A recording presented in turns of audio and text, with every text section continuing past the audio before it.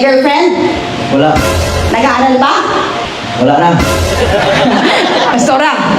Wow, okay to si Pangalan, sir? Clark. Ang gwapo ni Clark, yung mga mata ni Clark mabibilog. Ayan. Clark. Nice. Bisaya ka, Clark. Ilonggo. Ilonggo. Kung ikaw ay magiging pampalasa sa isang ulam, di ba ang dami nating nilalagay ng mga pampalasa? Anong pampalasa ka? Ikaw ay? Matamis. Anong matamis yan? Anong matamis? Ano ba yung mga nilalagay nating matamis? Ketchup, ano man? Sukal. Kahit ano, basta matamis. Kailangan mo mag-desisyon talaga ngayon kung anong matamis ka. Asukal, ketchup. Chapin. Chapin.